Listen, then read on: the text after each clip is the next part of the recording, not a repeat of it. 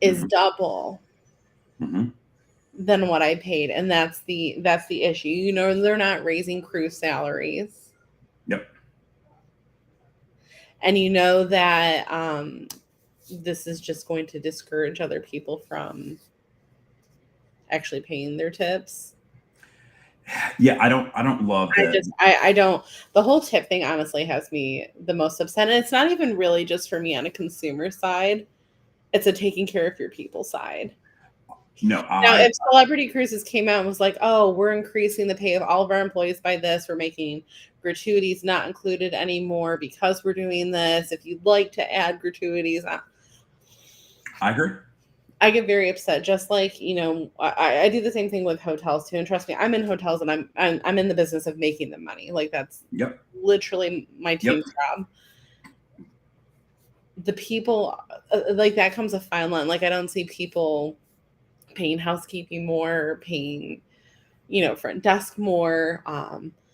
You know, people try to even get really cheap on the sales side. Like I have people come all the time to me. They're like, "Oh, can you just work on commission?" And I was like, "No. Like, does your GM work?" Like I just Right. That is my biggest. So people are putting some good comments in here. Kind of want to address a few of them. Yeah. So Pam said, you know, pricing for Ascent next year is crazy. Yeah, there are a couple sailings for the Ascent. The pricing is crazy, and it's on purpose because they are doing some inventory. Some of the sailings might be chartered. I can't really say which one, but some of the Ascent sailings are intentionally crazy high because they are doing some inventory checks on them. So that's that. The second thing, Keep in mind too, like you brought back the point of like Explorer not wanting to fill. There's always that fine line. mm-hmm. You know, me, I would rather sell my hotel at 70% occupancy at like a $200 rate than 100 occupancy, 100% occupancy at $110 rate. Like I just, Yep.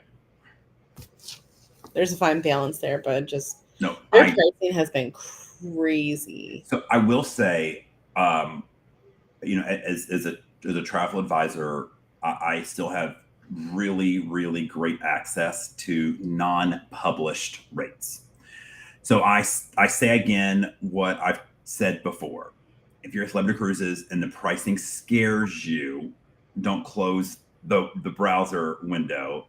Just send me an email.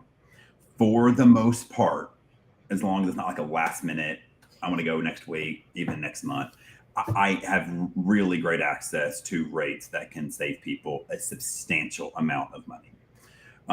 So there is that. And look, there are other options. And I tell my clients, look, if it's getting too expensive for you, there are other options, right? I mean, do I still think Celebrity is better than most of the other cruise lines below it? Yeah, I do, right? Like I would still rather go on Celebrity, Ascent, and the Med than other lines. Okay, I would. But if they keep, I've said this, if they keep raising the prices, it is all of a sudden you can move up at those prices, right? That's exactly it. Like, I'm not saying that I would never do it again. I'm not going to be that big of a child, but like for me, and I think this kind of leads into, do you want me to click on our kind of question of the day? Yeah. This could be a great. This is a great segue to it. For me, it then leads into, how do I pick my sailing? Like if I'm going to pay X already. Yeah, right. And I mean, I actually kind of did this with my Disney stay, because we were just at the Dolphin because the Swan was a little high. Swan came down a little bit because I kept checking my rates like a crazy lady. And it came down to just like a $200 difference. Right. And that was worth all of what I wanted to be able to get, you know, suite upgrades and, you know, more comfortable rooms and newer property. You know, I'll pay a little bit more at that point to get a bit more. Because I mean, right now with the way that they've stripped certain things, it's just like I could go to a more premium, like high premium luxury brand or luxury experience. Like, you know, a river cruise may not be a luxury hotel per se, but or a luxury cruise per se, but the itinerary is. Tenerife is, I would say, the services, Hmm. right? But even with the river cruise, like with Alma Waterways, you get multiple free excursions at every port. And look, Viking gives you at least one at every port. Usually it's one. Sometimes there's more. But like with Alma, they give you options between two and three. Do you want to do a walking tour? Do you want to do a bike tour? Do you want to go visit a vineyard? Like, there's just a bit more included. And Celebrity says they're aware of the pricing, they're adjusting. Now, I will say pricing for Caribbean sailings, I think it's pretty good. Okay. I think the pricing is great. But how do you pick a cruise vacation? One of my first things I do is, where do I want to go? I am to the point where I'm really wanting to start seeing new things and experience new destinations. Now, that's not always true. Look, I'm doing a Hawaii cruise and an Alaska cruise next year. I've been to both. Hawaii, granted, with you, I was sick. I need to go visit it again. I was Yes, very sick on that yes, trip. you do. I was very sick. So I'm excited to go back and see Hawaii. I'm excited to go back to Alaska because there are certain experiences there that I didn't get to do. And I want to go like onto the glacier, right? Like, Well, yeah, and I think you bring up a good point. Another piece that I think I've realized, especially for summer, is I don't want to do really hot destinations. I've had more people tell me this year, I'm starting to be interested in your Alaska cruise for August because the Med's just getting too hot in August. Yeah, And it's hot, like some kind of like Alaska, maybe Northern Europe. Like, I just don't want to sweat again. I agree. I agree. So, so for me, it is destination, right? It is, I'm really starting to care a lot about the destination. Okay. I would say my second criteria is, what is the onboard experience going to be like? Because I want a premium to a premium plus to a luxury experience, right? And that's what I'm excited for. Explore journeys, right? There are less expensive ways to do a Caribbean cruise in December, but I really want to see what Explora gives. And actually, in some ways, I'm excited. I've been to some of these ports that I can stay on board. You're doing what I did on the Apex. I'm like, I've been these places. We got off one place in Key West, and that was it Right. the entire week because Right. I wanted to enjoy the retreat. I wanted I to get enjoy the ship. right. I totally get it. I think for me, it's destinations probably first. Okay. And then based off of that selection, I'll probably go into price a little bit because if it's a new destination or like for example when I was on Princess and everything was beautiful and wonderful, it was so port intensive that I didn't do a whole lot on the ship after. Like Right. I got my little spa time in, my thermal garden, which is my oasis, and then the room and the amenities with the room was kind of it, and it had to be within a certain kind of price range ideally. But it's also a price versus amenity value I agree. weight. And for me, it's not sticking with a specific line as which line's going to be, giving me the best experience in this location too. Because I think a lot of people kind of get tied up on that loyalty aspect. And for a while, like I can even blend that into hotels for a while, like, 6 years ago in Rome, before, Marriott really started putting a stronghold in Rome, there weren't the choices No. for No. that. And a lot of these European cities, your bigger brands can't get in city center. So you're Right. kind of at that mercy of boutique. So it's kind of finding that happy medium and not just blindly throwing your loyalty there. I'll never forget. I think it was probably 6 or 7 years ago. I was in I think it was a Royal Caribbean cruising group on Facebook, and somebody posted asking about Alaska, like, what's the best option for Alaska? And I was like, technically speaking, if you're wanting to do Alaska, like land cruise, like thing, I'm like, it's not Royal, it's Princess. Yeah. And I had so many people like come for me. They're like, this is a Royal Caribbean group. And I'm like, but if somebody's going to spend that money, I'm going to be honest. I'm not saying that Royal does a bad job. I'm not saying Celebrity does. But I mean, Princess is number one in Alaska for a reason. Holland is a close number two for Well, they had it's the same company basically. They do the same thing. same gist, but like, and if somebody's wanting to spend that money and do that ultimate experience, like we did that with my dad when I was 16. We did the 7-night cruise, the 7-night land package. Mm-hmm. Like, my dad's an outdoorsman. Like, that's the experience they wanted. And if you're wanting something like that, you need to go to who's best in that market. Right. No, I agree. So great topic. Sorry, we went a little long today, but we had some things to discuss. But I mean, we keep going all day, but we got to wrap it up. But I enjoyed the discussion. And I think the last thing I'll say is there are options out there, and there's the right type of trip for everybody. I'm going to highlight a little comment here. Oh, thanks. Well, Jason, I hope you enjoy the rest of your day. I've got another call in 20 minutes. Okay. All right, guys. Well, take care, and we'll see you next week. Bye. Bye-bye.